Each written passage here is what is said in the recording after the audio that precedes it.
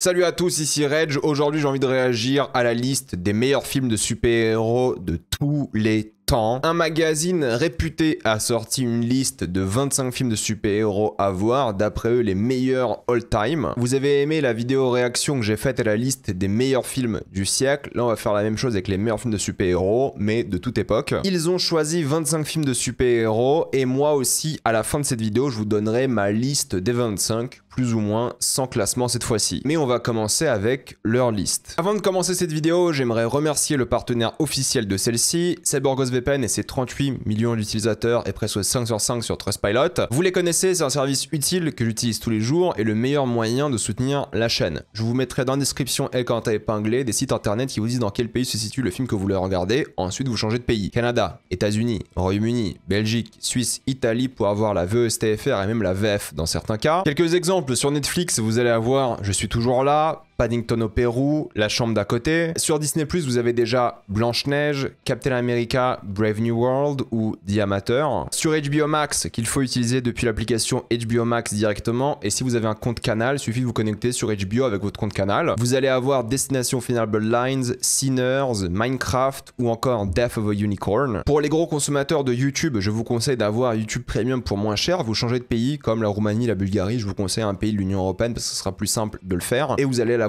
pour moins cher, ça marche encore aujourd'hui, il y a plein de tutos, de même pour d'autres abonnements comme Letterboxd, Patron par exemple. Et vous le savez, en ce moment il y a plein de sites qui ne sont plus accessibles, donc si vous voulez continuer de vous James le Cameron, il faudra évidemment utiliser un VPN et changer de pays. Vous serez en bien plus grande sécurité qu'un VPN, que ce soit le Wi-Fi de l'université, de l'aéroport, de l'hôtel ou même de chez vous. Vous pouvez partager un compte avec 7 personnes au total, c'est disponible sur tous vos appareils préférés et tout le monde peut l'utiliser. En quelques clics c'est fait, vraiment sans aucun problème. Vous pouvez essayer par vous-même car vous êtes satisfait ou remboursé sous 45 jours et vous avez une assistance technique en français 24h7. Utilisez le lien dans la description et le code épinglé afin de vous abonner à CyberGhostVPN et bénéficier de 83% de réduction plus 4 mois gratuits. Foncez sur l'offre. Voici donc le magazine Esquire qui partage la liste des 25 meilleurs films de super-héros de tous les temps sur leur site internet. Esquire, c'est quand même assez réputé mine de rien. On commence avec du coup Thunderbolts. Alors Thunderbolts, moi j'aime bien, je trouve que c'est sympa, il y a quelques idées visuelles, il y a un truc par rapport à l'équipe et tout, il y a des thématiques un peu sérieuses.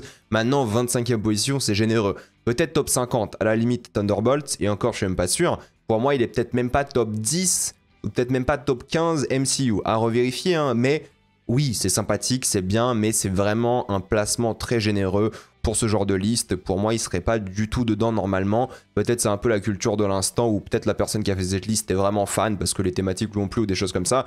Mais je trouve tout de même que c'est pas si bon que ça pour être dans cette liste. Mais c'est moins choquant que le précédent que je vois ici, c'est Shazam. Et désolé, hein, il n'y a pas à chaque fois les images parce que le site est nul. Shazam, c'est mauvais, hein, honnêtement. Le premier est vraiment mauvais ou voire médiocre. Allez, si on veut être un peu généreux, le deuxième est peut-être un peu meilleur à déterminer. Mais pour moi, Shazam fait partie des pires. Et oui, Thunderbolts est largement meilleur que Shazam. Je sais même pas ce que Shazam fout là. Pour moi, c'est même pas top 100 Shazam. Je veux dire, quasiment tous les films du MCU sont meilleurs que Shazam. Donc t'enlèves déjà 30 places. Et tous les films de cette liste sont meilleurs que Shazam. Donc je comprends pas pourquoi Shazam est placé ici. Pour moi, c'est ridicule, c'est mauvais. Bon, après, c'est la liste de chacun. Hein. Mais je trouve ça vraiment, vraiment pas bon. Surtout que Thunderbolt aurait mérité d'être plus haut juste à cause de Shazam. Ensuite, on a Super, qui est donc le film de James Gunn, qui est bien, pour le coup, qui est un bon film de super-héros qui change un petit peu. C'est la version super-héros de James Gunn avant qui s'attaque du coup au MCU et maintenant au DCU. Et c'est un film qui a pas mal de cœur, c'est un film qui est vraiment drôle, c'est un film qui est aussi dramatique, il y a pas mal de moments assez déstabilisants. C'est un bon film de super-héros, super, sans mauvais jeu de mots, et vous pouvez vraiment le regarder parce qu'il vaut le détour. C'est une sorte de comédie comme on faisait à l'ancienne, mais avec quand même pas mal de cœur, comme James Gunn sait faire très bien. Mais après, si vous n'aimez pas James Gunn, ça va être compliqué. Mais oui, super, c'est super. Ensuite, on a Thor Ragnarok. Je pense que Thor Ragnarok, est d'ailleurs même super, hein, mérite d'être dans une sorte de top. Thor Ragnarok, c'était vraiment le mélange parfait entre émotion, cœur, style, le côté science-fiction, pop aussi de la chose, rock même à certains moments. Moi, j'aime beaucoup Thor Ragnarok. Je pense pas que c'est le meilleur film du MCU, mais peut-être il est quoi, top 3, top 4 avec les Éternels, Avengers Infinity War dans le MCU. Moi j'adore Thor Ragnarok, vous le savez, et je suis aussi un défenseur de Love and Thunder, qui est pas un grand film, mais qui est pas si mauvais que ça. Donc oui, Thor Ragnarok, je peux comprendre pourquoi il est 25e.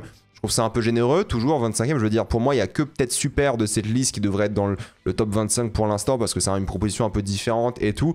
Mais Thor Ragnarok, je suis pas étonné de le voir non plus. Je trouve que ça mérite, je trouve que c'est un bon film du MCU, c'est un bon film de manière générale, donc je suis content parce que Thor est pas mal. Watchmen, je dois être tout à fait honnête, je suis pas un grand fan de Watchmen. Alors la série télé, si vous l'avez pas vue, elle est vraiment excellente. Vous savez, je suis pas un fan du style de Zack Snyder et tout, mais je peux comprendre pourquoi les gens adorent Watchmen. Je sais même pas si j'ai vu la version longue, et c'est peut-être pour ça que j'aime pas Watchmen. Peut-être je devrais voir Watchmen version longue une fois pour me refaire un avis définitif, mais je sais qu'à l'époque j'avais pas adoré, j'avais trouvé ça peut-être un peu trop long, je sais plus exactement, mais en tout cas Watchmen m'a jamais impacté, m'a jamais marqué. Même si j'ai envie de lui redonner une chance maintenant, parce que je l'ai pas vu quoi depuis 10 ans, voire peut-être même un peu plus, donc j'ai envie de lui redonner une chance, voir ce que ça donne, mais j'avoue que Watchmen m'a jamais touché, même si j'aimais bien quelques visuels, quelques idées, quelques moments assez forts et réussis, je comprends pourquoi Watchmen est dans la liste. Cependant, moi je vous dis tout de suite, Watchmen de HBO, qui est la suite des comics, est une vraie bonne série, et peut-être la meilleure série de super-héros de tous les temps. Watchmen, pour moi, c'est le top 1 série. The Boys en deuxième et Peacemaker en troisième. Mais oui, Watchmen HBO règne. Et Watchmen 21ème, ça me choque pas. Je comprends, je sais que plein d'entre vous vont avoir Watchmen dans la liste.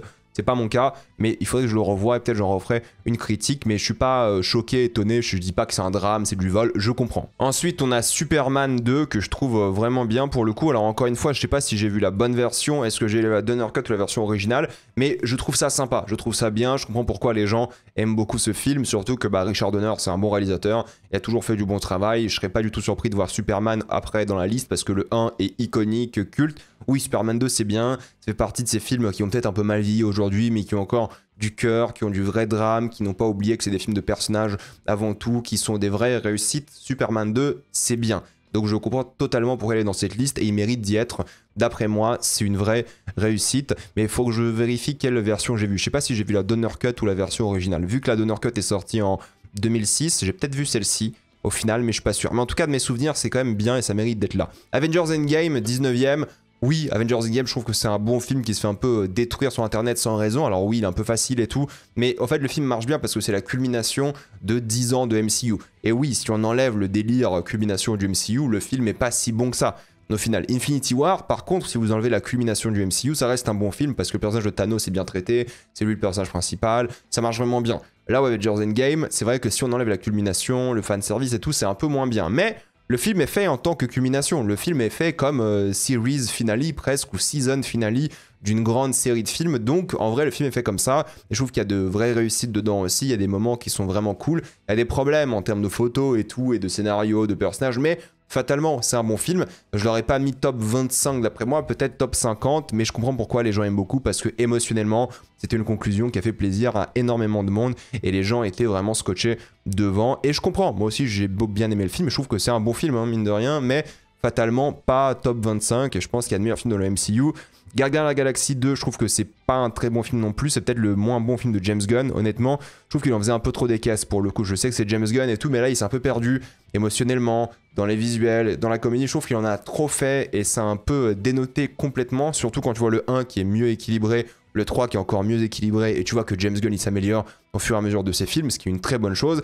Celui-ci, je l'ai pas revu depuis longtemps, mais c'était vraiment le truc qui a le moins bien marché, je trouve, de la trilogie, et l'un des moins bons du MCU. Il reste bien, il reste divertissant, mais il est le moins inspiré, le moins marquant, et même s'il y a une ou deux scènes qui sont pas mal et les gens s'en rappellent, c'est pas non plus un grand film d'après moi, mais il y a bien mieux. Et je pense que d'ailleurs la trilogie devrait être là. Si Les Gardiens 2 est 18ème, le 1 et le 3 devraient être dans la liste aussi, mais ça m'étonnerait qu'ils mettent 3 Gardiens dans la liste. Shin Kamen Rider, c'est marrant parce que j'ai vu cette liste et j'ai regardé un peu les films que j'avais pas vus de la liste en question. Et bah oui, celui-ci je l'avais pas vu, du coup je l'ai rattrapé, je l'ai vu et c'est pas mal, c'est très kitsch, hein, c'est vraiment quelque chose qui on dirait les Power Rangers avec pas mal de budget. J'en ai parlé récemment plus en détail dans une vidéo pour ceux que ça intéresse, dans ma vidéo des critiques que je fais mensuelles sur les films du mois de juillet. Oui, c'est pas mal, c'est divertissant, je comprends l'attrait émotionnel, visuel, parce qu'il y a plein d'idées de mise en scène et tout. C'est un vrai bon film, je pense, Shin Kamen Rider. Je suis content qu'il y ait un film non anglophone dans la liste, parce que c'est qu'il n'y a pas beaucoup de films de super-héros non anglophones, vu les quantités de budget qu'il faut pour faire des gros bons films de super-héros. Celui-ci en fait partie, il est bien, il est divertissant, même si j'avais un peu de mal avec l'histoire et je trouvais un peu trop long. Je suis content qu'un film comme ça, qui dénote un peu avec le reste, soit dans la liste, parce que oui, je trouve bien. Ensuite, nous avons Hellboy. Hellboy, c'est particulier parce que s'il y a Hellboy 1 ici, pour moi, il doit y avoir le 2 impérativement. Mais Hellboy, j'adore. Hein, j'adore l'univers de Del Toro. J'adore les deux films qu'ils ont fait. Je pense que c'est génial. Le 1 est vraiment cool. Le 2 est vraiment bien. Pour le coup, il y a plein d'idées. T'as l'impression qu'il y a plus de budget. Ils ont vraiment tout donné dans le deuxième. Ça serait bien de voir des films de super-héros qui ont cette ambiance, cet univers, ces visuels et tout, parce qu'il n'y en a pas beaucoup malheureusement, mais celui en fait partie. Et oui, si Hellboy est 16ème et mérite d'être dans la liste, vous allez voir ma liste après, Hellboy y sera, un spoiler, mais il mérite aussi d'avoir le deuxième qui est d'après moi meilleur. Le 1 est très cool, hein, et il y a de vraies bonnes qualités, mais le 2 est un cran au-dessus et on n'a jamais malheureusement eu le troisième qu'on aurait dû avoir et ça me rend toujours un peu triste. Captain America de Winter Soldier, je trouve que c'est un bon film. Pour le coup, je trouve qu'aussi ils ont réussi à faire un film d'espionnage, thriller, un peu d'arts martiaux. Et c'était bien. Les frères Russo nous ont un peu impressionnés aussi dans ce film, ce qui est assez étonnant parce que vu les films qui sont sortis après le MCU, on se demande qu'est-ce qui s'est passé. Oui, malheureusement, je trouve qu'il souffre aussi de quelques problèmes à certains moments, pareil de rythme et l'histoire va un peu dans tous les sens, mais c'est bien. C'est vraiment un film, je dirais pas fondamentalement brillant ou quoi, mais c'est hyper divertissant, c'est efficace, ça a repris un peu les codes de super-héros et les adapté à un truc voilà, militaire, thriller. C'est sympa, c'est vraiment cool. Je sais pas si on aura d'autres des Captain America dans la liste, peut-être Civil War est au même niveau, peut-être Civil War est un peu moins bien, il y a encore une fois des problèmes de photos et tout, mais c'est bien. Captain America de Winter Soldier, c'est bien, je comprends pourquoi elle est dans un top 25 pour les gens. C'est pas mon cas personnellement, mais je l'aurais mis top 50 par exemple. The Crow, je trouve que c'est un très bon moment. Alors c'est pas un très bon film je dirais, parce que The Crow a eu des problèmes où c'est de production et évidemment, hein, la mort de Brandon Lee lors du tournage, ce qui est horrible. Mais The Crow, ça fait partie de ces films qui avaient une ambiance unique, qui était vraiment visuellement très prenant. Il n'y a pas beaucoup de films qui sortent comme ça. Les films qui s'approchent le plus de The Crow, c'est un peu visuellement de Batman, entre guillemets. Parce qu'en même temps, The Crow, ça s'inspirait du Batman de l'époque. Et The Crow 2024, bah, je l'ai pas vu parce que j'avais pas envie de voir cette merde, j'avoue. Donc, je vous conseille vraiment The Crow, imparfait, quelques soucis, mais assez mémorable, des scènes vraiment cool. Il y a plein de moments où vous allez voir ce personnage, comment il est défini, cette ambiance folle et tout qu'on voit pas beaucoup dans les films de super-héros. Là, c'est le sombre, mais réussi, je trouve. Et oui, The Crow, c'est vraiment bien. Il fait partie de cette liste et je comprends pourquoi il est top 25, ça me choque pas. Je l'aurais peut-être pas mis top, je sais pas, la 14e, mais oui, dans le top 25, ça m'étonne pas, il mérite d'avoir sa place. Comme Logan, évidemment, Logan, c'est pour moi le deuxième meilleur film de super-héros de tous les temps. C'est touchant, c'est bien fait, c'est plein d'idées de mise en scène, c'est bien joué, c'est dramatique, c'est émouvant de manière générale, l'action est géniale, le côté R-rated est super. J'adore Logan, hein, franchement je l'ai vu plusieurs fois, à chaque fois je m'en lasse pas, c'est vraiment cette œuvre crépusculaire, mélancolique. C'était la fin parfaite pour le personnage de Hugh Jackman, pour Logan, donc non, franchement Logan j'adore, pour moi c'est le top 2 sans aucun souci. De Batman, franchement, plus le temps passe, plus j'aime de Batman. Honnêtement, on peut dire ouais, c'est Seven et tout, c'est pas grave. Je veux dire, il y a plein de gens qui ont aimé de Joker, ou Joker, pardon, qui était genre littéralement du Martin Scorsese, c'est ok. Batman, c'est vraiment bien. J'adore le 2022, j'ai hâte de voir le 2027. Ça sera forcément impressionnant, forcément prenant. J'adore ce qu'ils ont fait avec l'univers, comment ils ont montré Gotham, comment ils ont traité de ces personnages, comment ils ont traité du côté réaliste mais détective à la fois, tout en étant plus comics accurate que les Nolan par exemple. Oui, de Batman, c'était vraiment, vraiment bien. Imparfait sur certains petits trucs, mais globalement, c'était l'un des meilleurs films de super-héros de tous les temps. Si les gens l'avaient mis top 10 ou même top 5, ça ne m'aurait pas étonné. Donc je pense que 12, c'est pas une mauvaise place non plus. Spider-Man Into the Spider-Verse, je suis très content qu'ils aient pris Into the Spider-Verse parce que je le trouve bien plus efficace, bien plus marquant, bien plus touchant que Across the Spider-Verse, qui est très bien aussi, hein. Mais celui-ci, d'après moi, peut-être l'un des meilleurs films de super-héros de tous les temps. Voilà, pareil, top 5, ce serait pas choquant. Là, il est 11e, c'est pas du tout choquant. Je me demande s'ils vont mettre Across après, je sais plus exactement, j'avais vu la liste il y a quelques semaines déjà. Et c'est ça qui est bien, c'est qu'ils ont réussi à créer un nouveau style d'animation, ce qui a marqué Hollywood pour toujours. Maintenant, tous les films ressemblent à Spider-Verse, c'est pas une blague, hein, c'est vraiment le cas.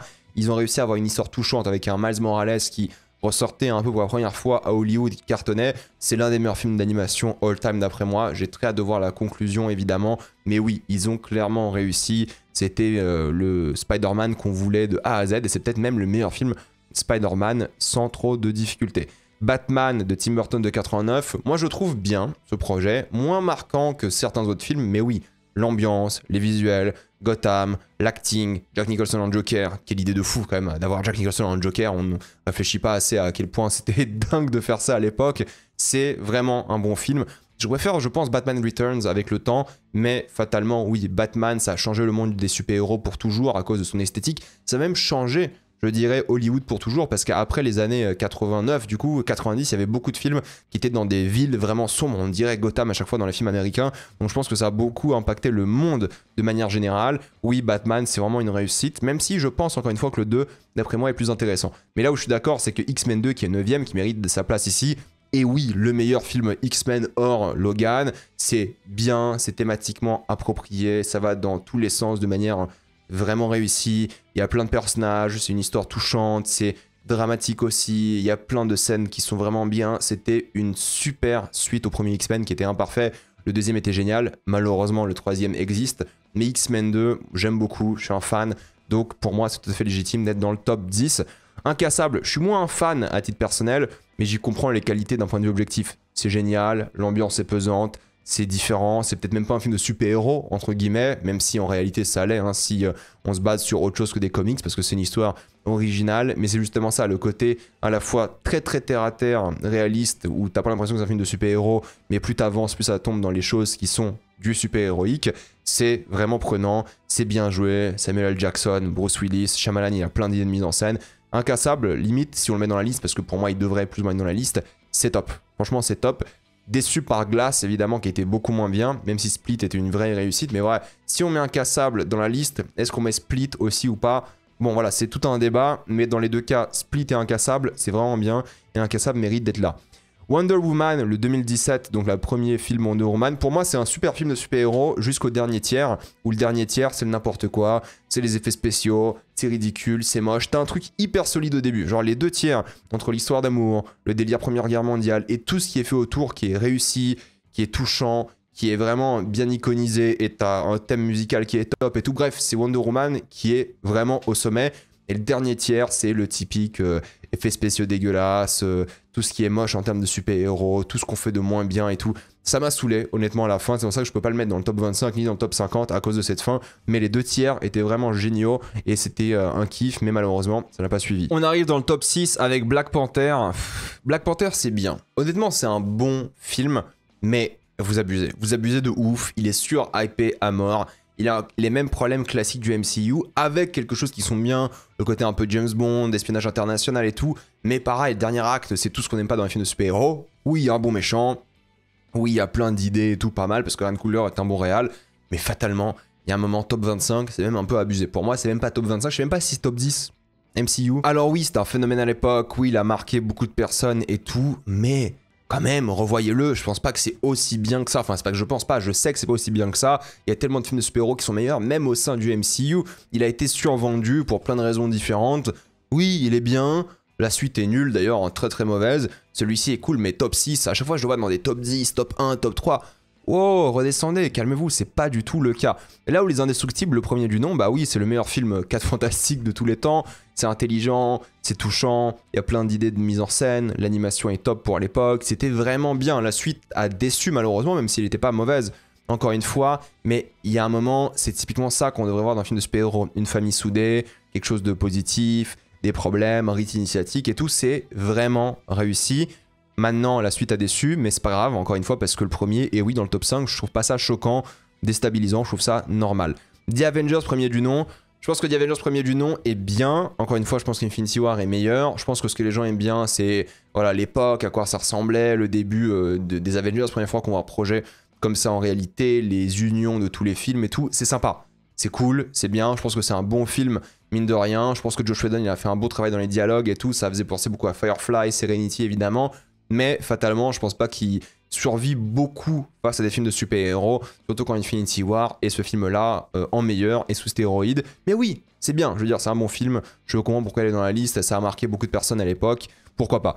The Dark Knight 3ème, alors je suis très curieux de savoir ce qu'ils vont mettre après, parce qu'il n'y a pas beaucoup de choses à mettre, soyons honnêtes. The Dark Knight c'est génial, hein, pour moi c'est le meilleur film de super-héros de tous les temps, c'est le plus marquant, c'est le plus réussi en termes de cinéma, c'est brillant, c'est bien exécuté, c'est impressionnant, toutes les scènes sont mémorables, tu peux le revoir en boucle tellement il est divertissant, c'est un grand film, c'est peut-être le seul chef-d'œuvre de la liste, parce qu'en tant que cinéma c'est un grand film, en tant que super-héros, bah je sais pas quel jour on fera mieux, parce que pour l'instant personne n'a réussi à rivaliser avec l'œuvre de Nolan, c'est clairement d'ailleurs l'un des meilleurs films de Nolan aussi, donc oui The Dark Knight c'est vraiment bien. Alors oui l'action est un peu moins bien vers la fin et tout, mais il a tellement bien iconisé ses personnages et tout que je comprends totalement pourquoi le film est autant apprécié, c'est normal, c'est mon film préféré de tous les temps aussi en termes de super-héros.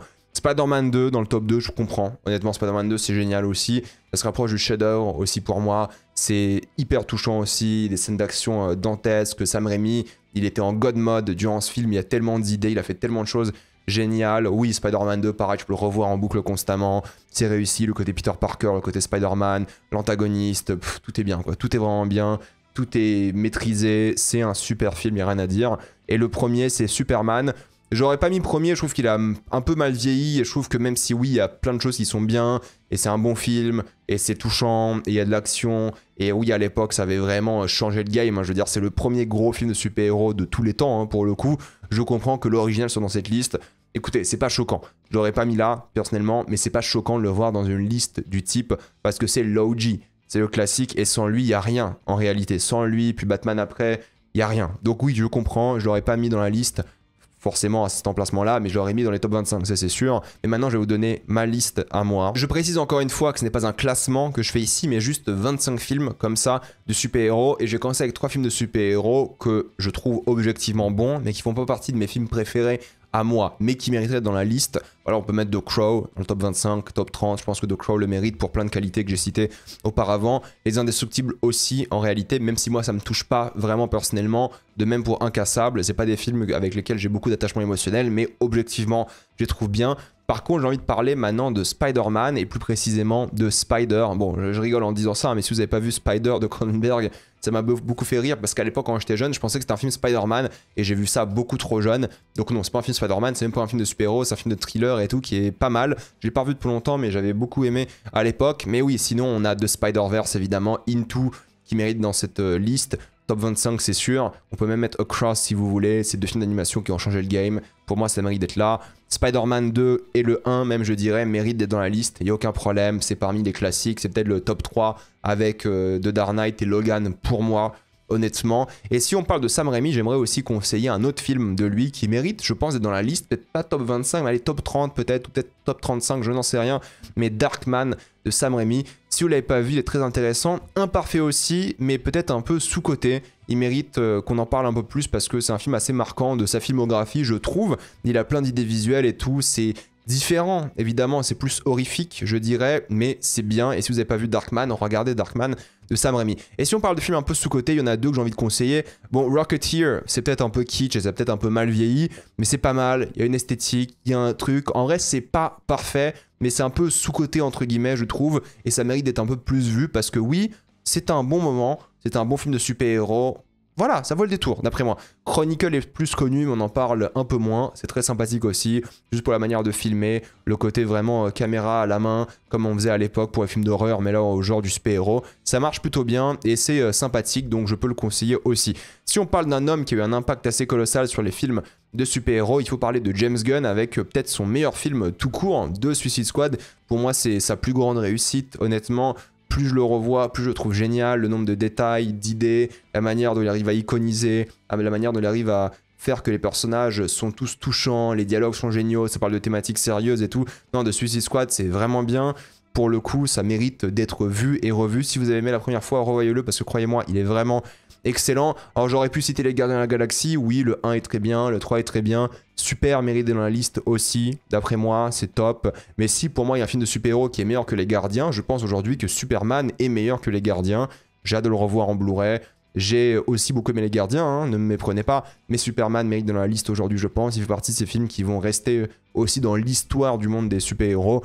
Donc oui, il mérite d'être là. De même pour Superman 1 et Superman 2, c'est une évidence, voilà, c'est 2 bons films, rien à dire, je vais pas me répéter là-dessus. Mais si on parle de Superman, il faut parler de Batman. On a Batman 1 de Tim Burton, on a le 2 aussi évidemment, Returns, que j'aime, je pense vraiment plus que le 1, faudrait que je le revoie.